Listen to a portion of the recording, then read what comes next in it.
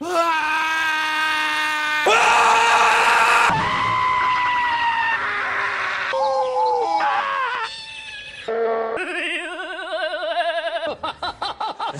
where are my socks? Honey, where are my socks? Honey, where...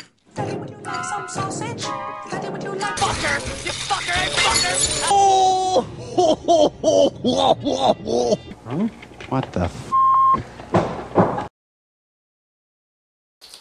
Hello, welcome everyone, this is Bionic Slime. I'm your online voice for reviews of your choice, and this is another installment of BS Reviews. And today, I'll be reviewing a movie I just literally got a few frickin' minutes back from. And that is the latest animated masterpiece from the anime kick-ass badass god himself, Hayao Miyazaki, the master of imagination and perfection in anime cinematic motion pictures.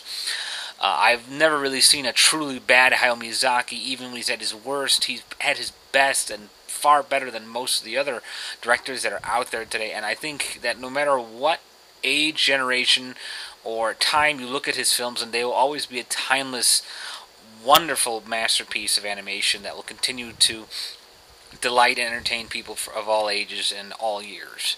And this movie is another fine tribute to his great work. Ponyo is brought to you by Walt Disney Pictures and Studio Ghibli. As I said, it was written and directed by Hayao Miyazaki.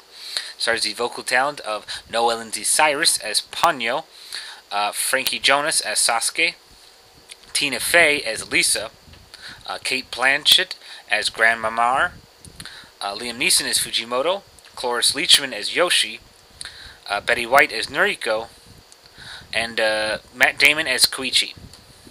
The plot of Ponyo. Little Sasuke is a 5-year-old boy who lives on a cliffside home with his single working mother, Lisa. Well, I shouldn't say single. His father, Koichi, actually works as a sailor out on the sea, so unfortunately he's gone a very long time, so it just kind of seems like they're a single little family. However, this all changed when Sasuke finds something very strange washed up on the beach. It's a strange goldfish with the face of a little girl. He picks her up, puts her in a little green bucket, and decides to keep her, and names her Ponyo. Unfortunately, her father, Fujimoto, is not too pleased with this. He's an underwater wizard who hates all humans and prefers to raise his fish daughters underwater away from all human influence. Unfortunately, Ponyo tastes human blood when Sasuke pricks his finger when he's getting cut while he's picking her up, and she licks it to make it feel better. Unfortunately, by ingesting human blood, Ponyo now has the ability to turn into human, and her magic powers is growing. Eventually, she breaks away from her father and goes back on land as a full human girl to spend time and hopefully the rest of her life with Sasuke, who must now deal with this strange new little girl who's landed into his life, her strange magical water powers, and the decision that will change both his and Ponyo's lives forever. Review of the plot. After the cluttered clunkiness of Howl's Moving Castle, I think this is an excellent idea for Miyazaki to take a well-deserved break from these complex storylines and these mystical magical creatures and stuff like that. While this does have a lot of mystical and magicness, the truth is this movie is very simple and very, very sweet, and it really works great because I think Miyazaki was getting really bogged down with trying to create these complex little worlds, and after Princess Mononoke, Spirited Away, and Howl's Moving Castle, was so busy working on all these new creative magic imagery and worlds and spells and rules for each film that it kind of got stressful. So I think it's great that he actually takes a break and puts on this something simple here. What works here is that this whole film surrounds a relationship. It's a relationship that exists within a magical setting. And you don't really need to know all the rules and settings of this magical world to enjoy the sweetness and genuine innocence of this relationship. Sure, this movie is obviously more geared at family-friendly, parents and kids and that. But that really doesn't change the fact that this movie is and will always be more about the relationship between the characters. And in that regard, the story worked absolutely beautiful. I mean, it just works wonderfully with the magic and the emotions going through the characters. And it doesn't matter that these kids are young. They're both about 5 years old. And the idea of protruding a romance between them may sound illogical and gross to some people, but in all honesty, even the movie characters say, aren't they a little too young? But in truth, that's not the point. I think this movie really shows a great sense of innocence that was kind of missing from Miyazaki's work and was getting too buried under the the worlds of magic and all this clutter craziness that he kept trying to make his films filled with. And it's nice to see him go about something simple, innocent, and sweet. And I really appreciate that he did that. View the characters. As I said, this movie focuses all on their relationship, so that pretty much hinges entirely on the characters, and they both work magnificently. Ponyo is probably one of the cutest frickin' characters I've ever seen. She is so adorable, you just want to buy a squeezy doll of her and just hold on it till her eyes pop out. Just kidding.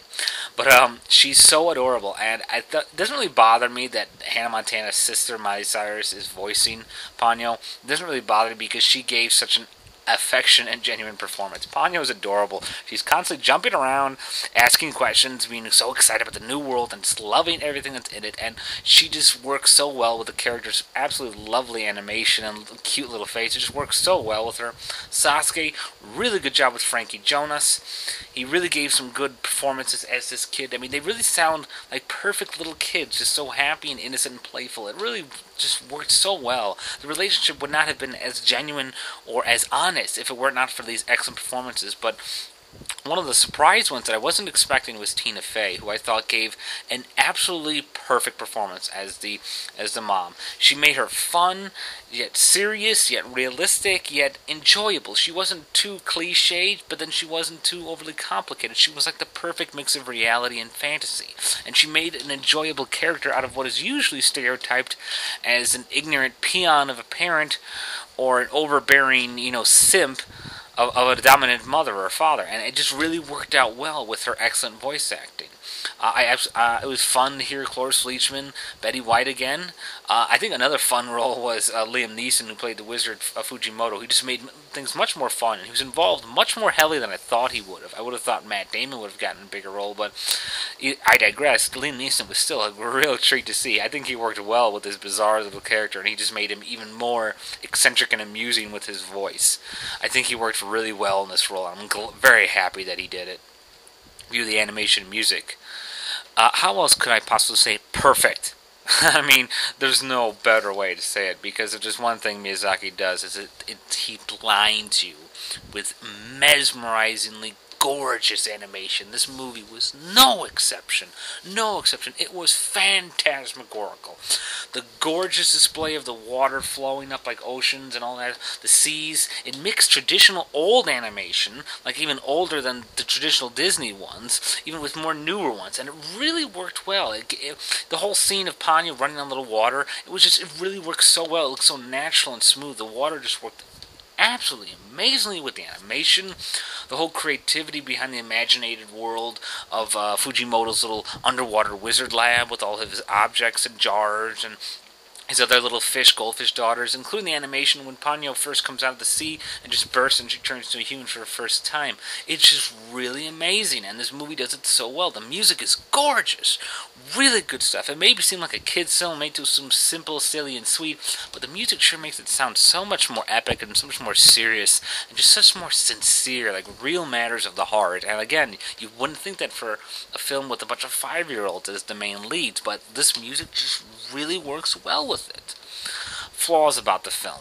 I felt it kind of stupid that they top-lined Matt Damon as one of the big voice actors in here, when he barely had like 6 or 7 lines in here since the father is absent for the majority of the film.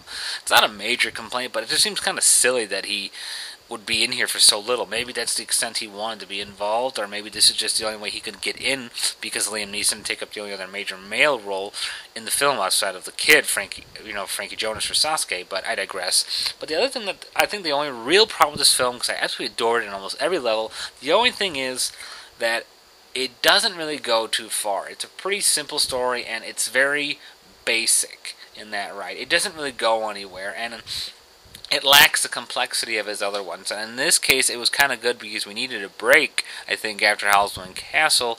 But you can't overlook the fact this is just a very basic, straight story and with very little surprise. It's just something to make you cuddle and want to adore as a little child again. And again, I think a lot of critics are totally missing the point. I think people are being real douches about this movie because they're saying it's his greatest disappointment. Oh, get off your high horse. I think this is a fantastic movie, and I don't think he's lost his touch one little bit. Howl's Moving Castle, I thought, kind of lost his touch. This one, I think, brings him right back to full circle. This is a sweet and enduring film.